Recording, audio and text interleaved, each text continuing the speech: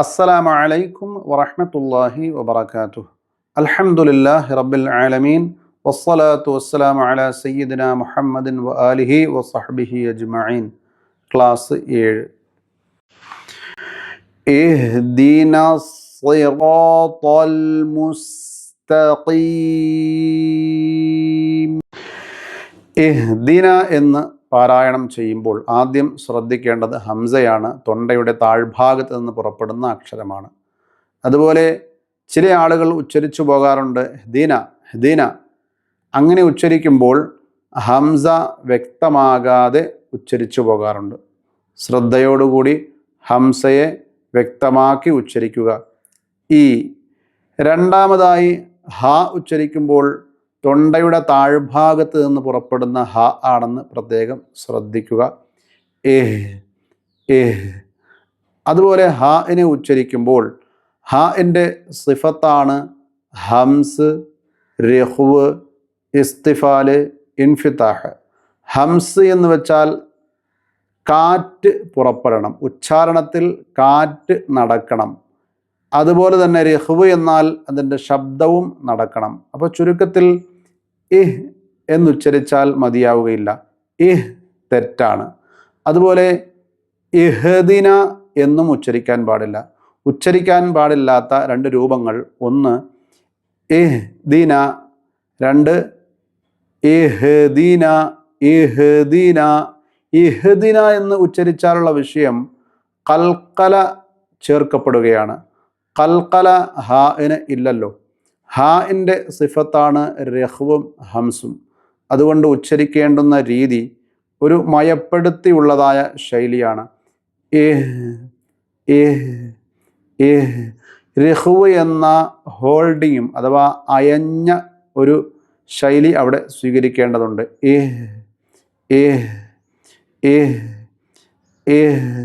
ശേഷം ദാലാണ്. ദാലിന് കസ്റാണ്. ഇവിടെ വളരെ ശ്രദ്ധിക്കേണ്ടുന്ന ഒന്നാണ്, ദാലിന് പലപ്പോഴും അശ്രദ്ധയോടുകൂടി ഓതിയാൽ സുക്കൂൻ ആയി കാണാറുണ്ട്. ഇഹ്ദിന ഇഹ്ദിന. അവിടെ ശ്രദ്ധിക്കണം, ദാലിന് കസ്റാണെന്നുള്ള കാര്യം ഓർക്കണം. ഇഹ്ദി ഇഹ്ദി ഇഹ്ദി ഇഹ്ദി ഇഹ്ദി ന നസ്സി. സ്വാദ് സ്വാദ് ശ്രദ്ധിക്കുക. നാവിൻ്റെ കൂർത്ത അറ്റവും മേൽ കീഴ് മുൻപല്ലുകളുടെ ഇടഭാഗവുമാണ് സ്വാദിൻ്റെ മഖ്റജ്. എന്നാൽ സ്വാദിൻ്റെ മഖ്റജ് കൊണ്ട് മാത്രം അക്ഷരത്തിൻ്റെ ഉച്ചാരണം പൂർണ്ണമാവുകയില്ല. അതിൻ്റെ സിഫത്ത് നോക്കാം. ഇസ്തിഅ്ലാ എന്ന സിഫത്ത് സ്വാദിനുണ്ട്. നാവിൻ്റെ അങ്ങേയറ്റം അണ്ണാക്കിലേക്ക് ഉയർന്നിരിക്കണം സ്വാദ് ഉച്ചരിക്കുമ്പോൾ. പിന്നീട് ശ്രദ്ധിക്കേണ്ടത് ഇത്ബാഖ് എന്ന സിഫത്താണ്. നാവിൻ്റെ നടുഭാഗം മേൽപോട്ട് ഉയർന്നിരിക്കണം. ചുരുക്കത്തിൽ നാവിൻ്റെ മഖ്റജ് കൃത്യമാക്കുക. ശേഷം നാവിൻ്റെ അങ്ങേയറ്റം മേൽപോട്ട് ഉയർത്തുക. നാവിൻ്റെ നടുഭാഗം മേൽപോട്ട് ഉയർത്തുക. So so. കഴിഞ്ഞില്ല. വീണ്ടും ശ്രദ്ധിക്കേണ്ടുന്ന കാര്യമുണ്ട്.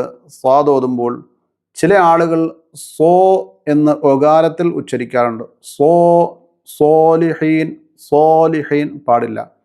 ചുണ്ട് നേരെ തന്നെ വെക്കേണ്ടതാണ്. ഒകാര സ്വഭാവം പാടില്ല.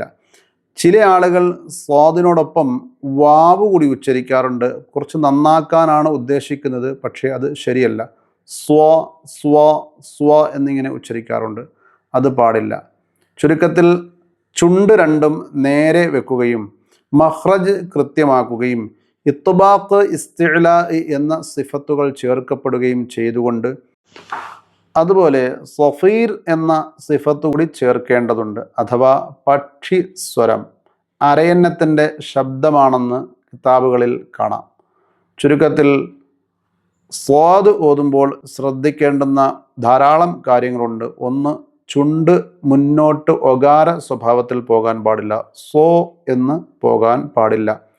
മറ്റൊന്ന്, സ്വാദ് ഓതുമ്പോൾ സ്വാദിനൊപ്പം വ സ്വ സ്വ എന്നിങ്ങനെ ഉച്ചരിക്കാൻ പാടില്ല.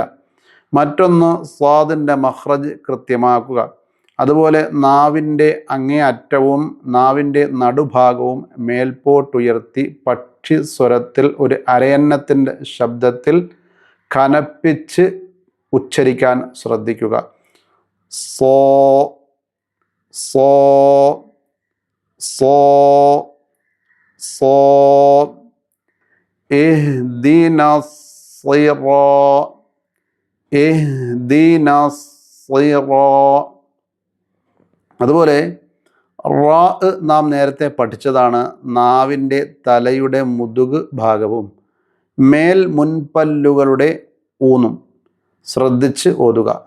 അതുപോലെ തന്നെ നാവ് അണ്ണാക്കിലേക്ക് ഉയർന്നിരിക്കുകയും വേണം റാ ഓതുമ്പോൾ. എന്നാൽ മാത്രമാണ് കൃത്യമായ മഖ്റജ് റാഇൻ്റെത് ലഭിക്കുകയുള്ളൂ. റാ റാ റാ. ഇഹ്ദിന സിറാ ഇഹ്ദിന സിറാ ഇഹ്ദിന സിറാ ഇഹ്ദിന സിറാ. ത്വാ. ത്വാഇൻ്റെ മഖ്റജ് നാവിൻ്റെ അറ്റവും മേൽ മുൻപല്ലുകളുടെ മുരടും അതോടൊപ്പം സിഫത്ത് കൂടി ചേർത്ത് വേണം ത്വാ ഉച്ചരിക്കാൻ. ഇസ്തിഅ്ലാ ഇത്ബാഖ്.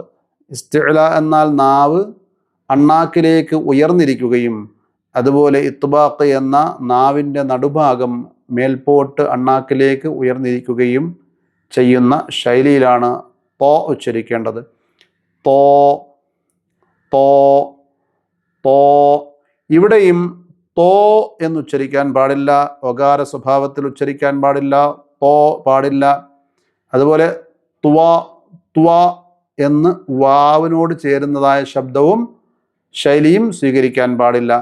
അപ്പോൾ ഇഹ്ദിന സിറാത്ത അൽ അൽ എന്നുച്ചരിക്കുമ്പോൾ നാം പഠിച്ചിരുന്നു ബിസ്മില്ലാഹിർ റഹ്മാനിർ റഹീം, അൽഹംദുലില്ലാഹ് അൽഹംദുലില്ലാഹ്. അതുപോലെ റബ്ബിൽ ആലമീൻ. ഇവിടെയൊക്കെ നാം പഠിച്ചത് ഉച്ചരിക്കുമ്പോൾ സുക്കൂനുള്ള ലാമ് ശ്രദ്ധയോടുകൂടി അല്പം തവസ്സുത്തോടുകൂടി അൽ അൽ എന്ന് അല്പം നീട്ടിക്കൊണ്ട് അൽ എന്ന് വേണം ഉച്ചരിക്കാൻ. അതുപോലെ തന്നെയാണ് ഇവിടെയും.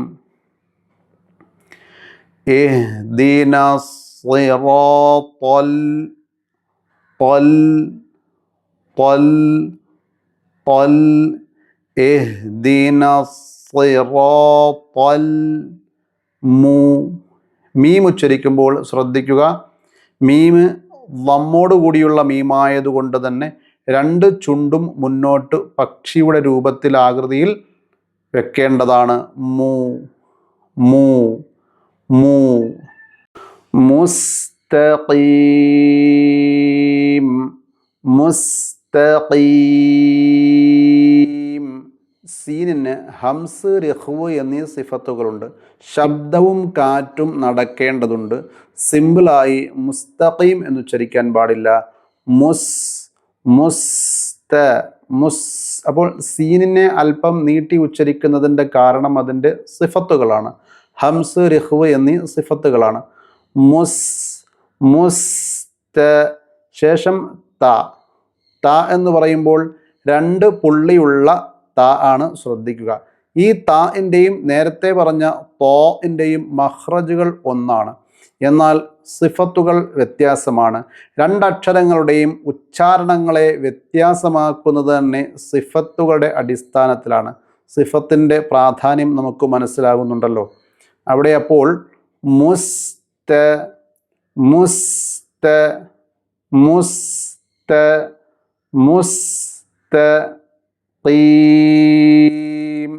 ഖാഫാണ്, രണ്ട് പുള്ളിയുള്ള ഖാഫ്. ഖീം. നാവിൻ്റെ അങ്ങേ അറ്റവും മേലണ്ണാക്കും ചേർന്നുള്ള ഉച്ചാരണമാണ് ഖാഫിന്. ഖീ ഖീ ഖീം. ഖാഫ് ഉച്ചരിക്കുമ്പോൾ നാവിൻ്റെ നടു താഴ്ന്നിരിക്കണം. ഖീ ഖീ ഖീം ഖീം. അവസാനം സുക്കൂനുള്ള മീമിൽ വഖഫ് ചെയ്യുമ്പോൾ അവിടെയും സമയമെടുത്ത് തവസ്സുത്ത് എന്ന സിഫത്ത് ചേർത്ത് വേണം നിർത്താൻ. ഖീം ഖീം ഖീം. അതുപോലെ ചില ആളുകൾ ഉച്ചരിക്കുമ്പോൾ അറിയാതെ സംഭവിച്ചു പോകുന്നതാണ് മുസ്തഖീം. ശ്വാസം വിടും. അതായത് ശ്വാസം വിടുമ്പോൾ സംഭവിക്കുന്നത് അവിടെ മീമിനോടൊപ്പം ഒരു ഹാ കൂടി ആഡ് ചെയ്യപ്പെടുന്നു. അതൊക്കെ ശ്രദ്ധിക്കുക. മുസ്തഖീം എന്ന് കരുതി ശ്വാസം വിടണ്ടെന്നല്ല, ശ്വാസം വിടുമ്പോൾ അത് അക്ഷരത്തെ ബാധിക്കാൻ പാടില്ല. അങ്ങനെ ശ്രദ്ധിക്കേണ്ടതുണ്ട്. മുസ്തഖീം. ഓക്കെ, ഇൻഷാ അല്ലാഹ് നമുക്ക് ഒന്ന് പ്രാക്ടീസ് ചെയ്യാം, ഖിറാഅത്ത് പ്രാക്ടീസ് ചെയ്യാം. ഇഹ്ദിന ഇഹ്ദിന ഇഹ്ദിന അസ്സിറാത്ത അസ്സിറാത്ത അസ്സിറാത്ത അൽ മുസ്തഖീം അൽ മുസ്തഖീം അൽ മുസ്തഖീം.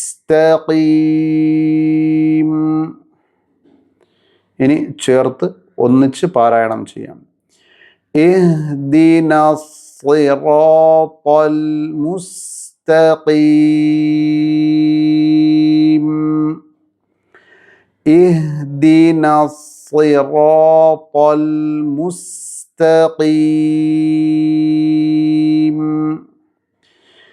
ഇഹ്ദിനസ് സിറാത്തൽ മുസ്തഖീം. നന്നായി ധാരാളം തവണ കഴിയുന്നത്ര വീണ്ടും വീണ്ടും റിപ്പീറ്റ് ചെയ്ത് കേൾക്കുകയും മനസ്സിലാക്കുകയും ചെയ്യണം, പ്രാക്ടീസ് ചെയ്യണം. അല്ലാഹു സുബ്ഹാനഹു വ തആല പഠിക്കാനും അതനുസരിച്ച് പ്രവർത്തിക്കാനും തൗഫീഖ് നൽകി അനുഗ്രഹിക്കുമാറാകട്ടെ. പരമാവധി നമുക്ക് വേണ്ടപ്പെട്ട സഹോദരങ്ങളിലേക്ക് ഈ ക്ലാസ് എത്തിച്ചു കൊടുക്കുക. അതിൻ്റെ എല്ലാം പ്രതിഫലം അള്ളാഹു നമുക്ക് നൽകി അനുഗ്രഹിക്കുമാറാകട്ടെ. ദുആ വസിയ്യത്തോടെ അസ്സലാമു അലൈക്കും വറഹ്മത്തുള്ളാഹി.